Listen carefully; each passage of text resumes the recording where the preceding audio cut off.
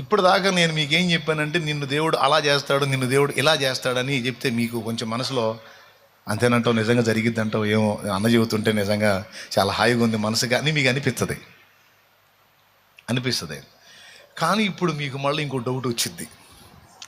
ఏం డౌట్ వచ్చిందంటే, కొంతమందికి జ్ఞానాన్ని గూర్చి డౌట్ వచ్చింది, కొంతమందికి వయసును గూర్చి డౌట్ వచ్చింది, కొంతమందికి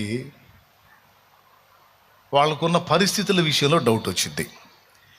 శాలేమన్న చెప్తున్నాడు, పరిశుద్ధాత్మ స్వరమే అనుకుందాం, నిన్నేదో దేవుడు చేయబోతున్నాడు, నిన్ను అలా చేయబోతున్నాడు, ఇలా చేయబోతున్నాడు అంటే నాకు అన్నీ అయిపోయి ముసలమ్మనయ్యా, ఇంకేంది నా భవిష్యత్తు, ఆయన చెప్పటం నేను వింటాం అని కొంతమందికి ఇప్పుడు వయసు సమస్య వచ్చింది. నేను చెబుతున్నా, నీకు వస్తే 70 వచ్చినాయో 80 వచ్చినాయో, మహా అయితే 80 వచ్చి అసలు అంతా అయిపోయిందని రాసుకున్న మోషే లైఫ్ని దేవుడు తీసుకొని లైన్లోకి మరో 40 ఏళ్ళు ఆయుష్కాలం ఇచ్చి 120 ఏళ్ళు బ్రతుకునిచ్చి 40 ఏళ్ళు ఆయన సేవ చేసేటట్టు దేవుడు వాడుకున్నాడు.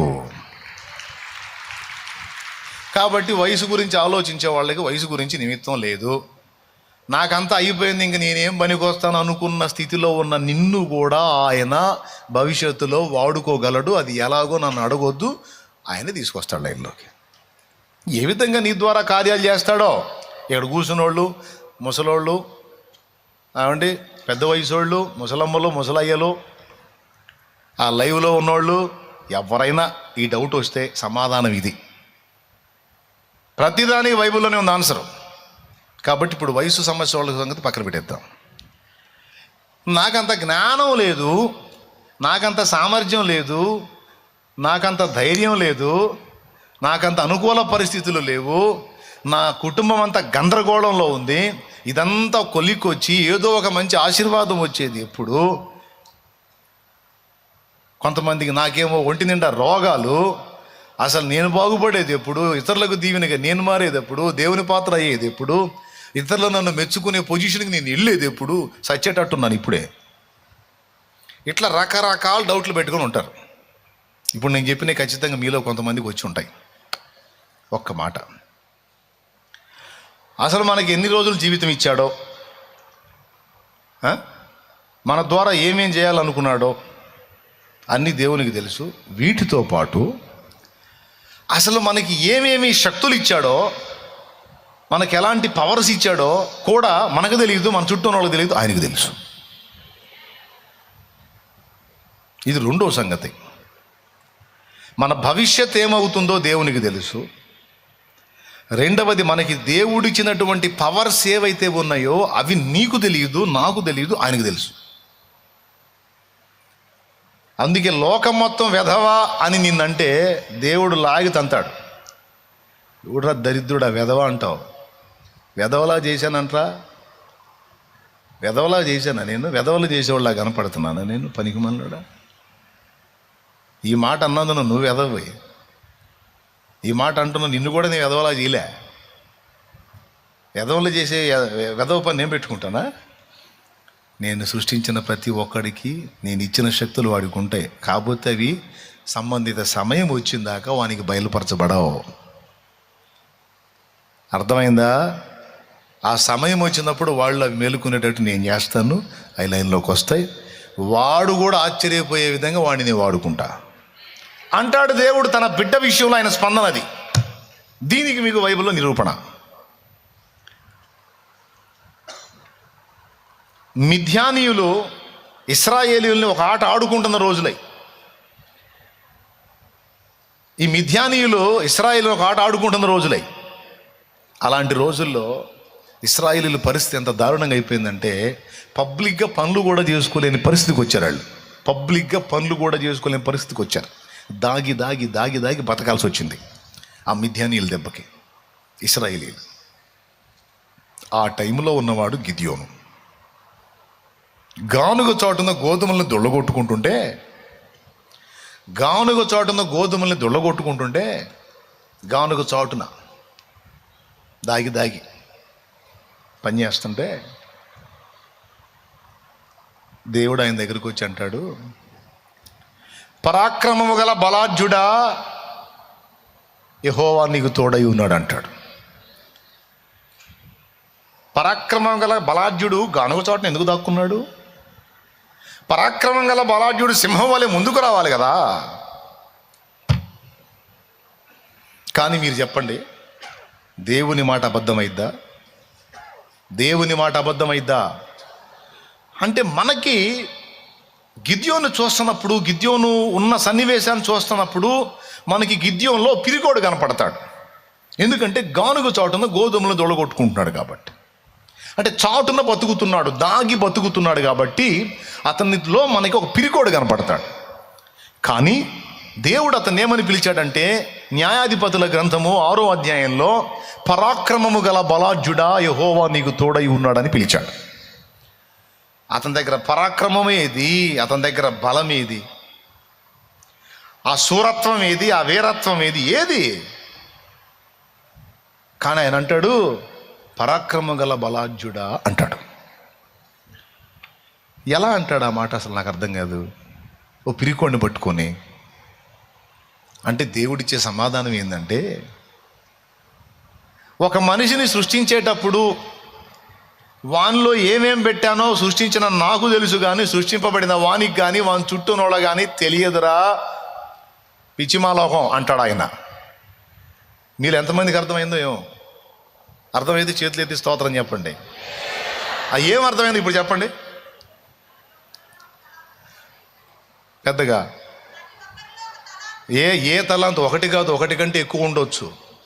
అసలు ఎవరెవరిలో ఏమేం పెట్టాడో, ఎవరెవరికి ఏమేమి కృపలు ఇచ్చాడో ఇచ్చిన ఆయన మనకు చెప్తే తప్ప మనకు అర్థం కాదు.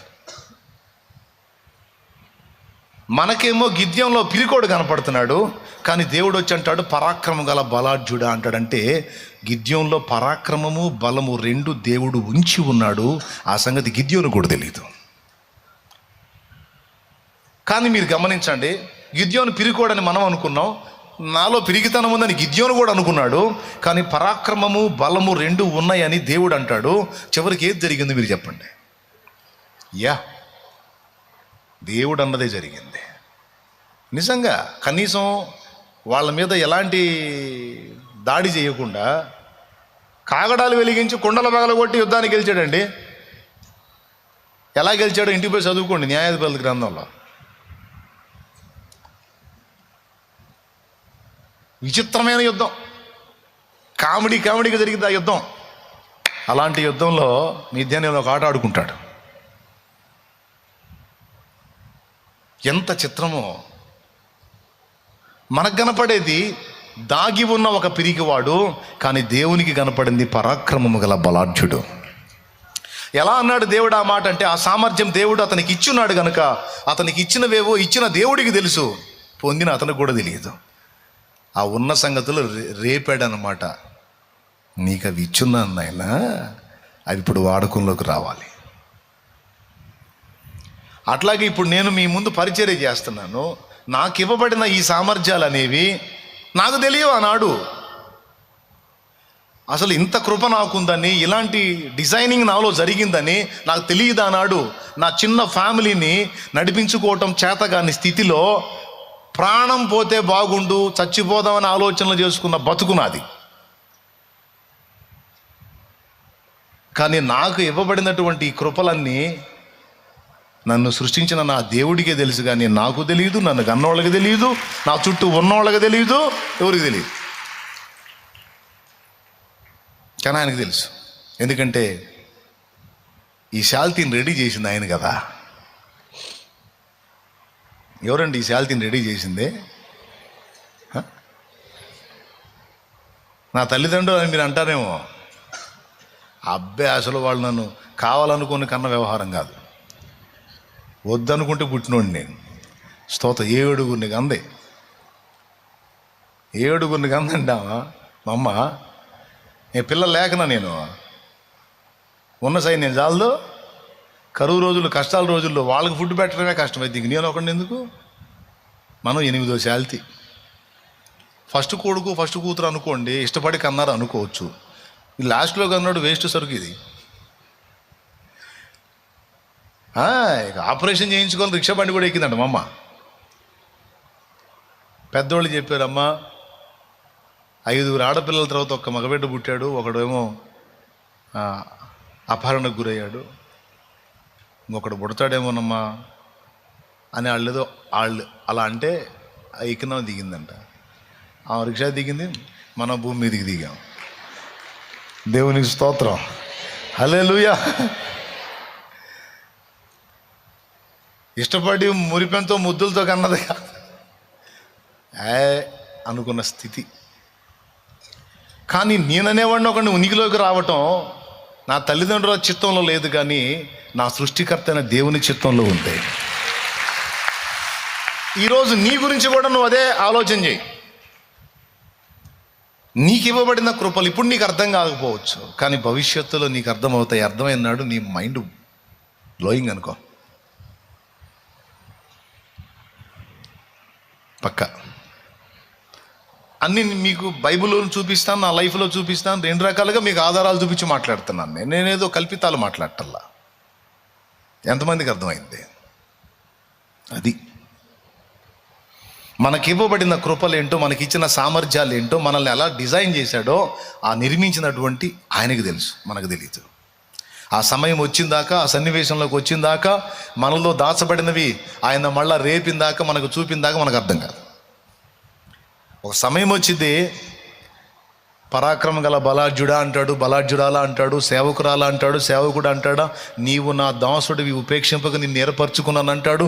నీవు నా దాసురాలివి, నువ్వు నా పని చేయాలి, ఆ కృపలు నీకు ఇచ్చిన లే నడు పా అంటాడు. నువ్వు పరిగెత్తాల్సి వచ్చింది.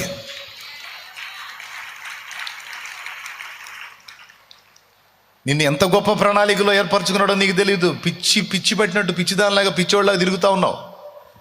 తిరుగుతానే ఆయన పట్టేసుకుంటాడు నిన్ను. అడిగి తిరుగుతున్నా నీ పిచ్చి పెట్టినట్టు రా పనుందరా నీతో లాక్కొస్తాడు. దేవునికి స్తోత్రం కలుగును గాక, హల్లెలూయా. అంతే, మారిపోద్ది అట్లా. తండ్రి ఇంటి నుండి పిలచితివి, అబ్రామున్ ఆశీర్వదించితివి,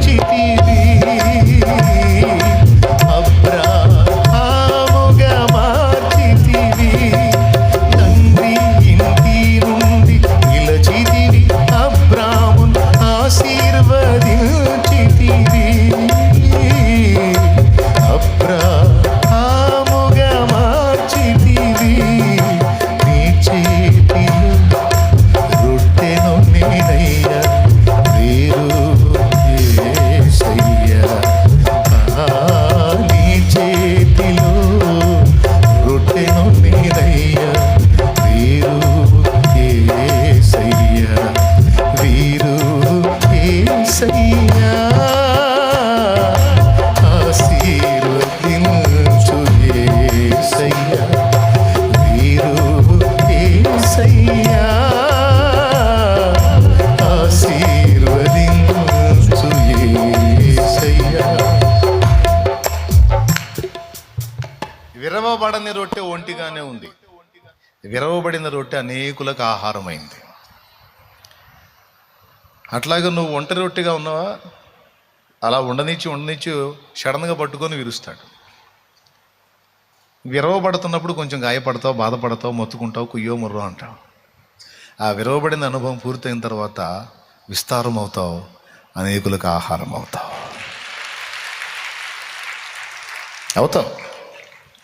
చేస్తాడుగా. అత్తరు బుడ్డి పగలగొట్టక మునుపు ఏ స్మెల్ లేదు. మరి అత్తరు బుడ్డి పగలగొట్టింది, గదంతా పరిమళంతో నిండింది. అలాగూ నిన్ను పగలగొట్టక మునుపు నీ నుండి ఏ పరిమళం బయటికి రాదు. ఏదో టైం చూసి కొడతాడు, గది నిండా పరిమళ సువాసన వెదజల్లినట్టు నీ సాక్ష్యం పరిమళిస్తుంది.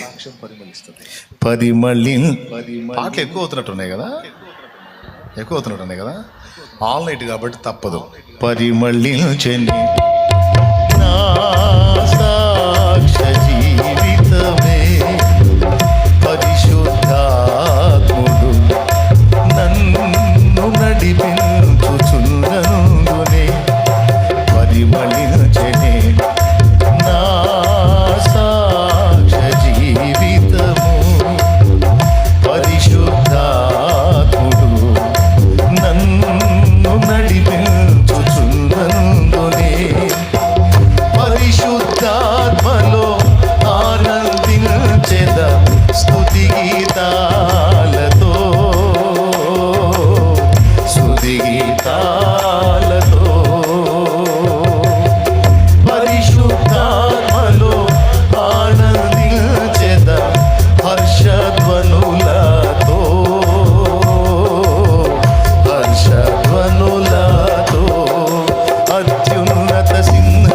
సింహాసనముపై ఆసీనుడా, దేవదూతలు ఆరాధించు పరిశుద్ధుడా. స్తోత్రం. ఇక చాలు. ముందు స్తుతి గీతాలు అన్నాడేని అనుకుంటున్నారా? నా పాట నా ఇష్టం, నేను పాడుతున్నా కాబట్టి ఇక నా పాటే, అంతే పాడతా. గుర్తు లేక అది పెట్టా లేదో టయానికి.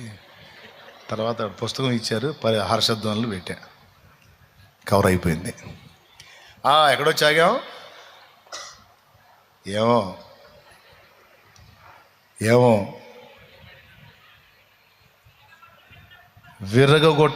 విరవబడినప్పుడే విస్తారం అవుతావు, పగలగొట్టబడినప్పుడే పరిమళిస్తావు. ఆ పని దేవుడు తీసుకుంటాడుగా, ఆల్రెడీ లైన్లో పెట్టాడు నిన్ను. స్తోత్రం. ఒక రేంజ్లో విరవబడుతున్న అనుభవంలో కొంతమంది ఉన్నారు, పగలగొట్టబడుతున్న అనుభవంలో కొంతమంది ఉన్నారు. గుర్తుపెట్టుకోండి, ఈ రెండు అనుభవాలు నిన్ను విస్తారం చేయటానికి, నిన్ను పరిమళింపజేయటానికే. నైనా ఎందుకు? నిన్ను పరిమళింపజేయటానికి, నిన్ను విస్తరింపజేయటానికి. ఏం కంగారు పడద్దు, ఏం ఒత్తిడి నువ్వు ఏదో ఇదవుతున్నట్టుగా నువ్వు ఇది కావద్దు.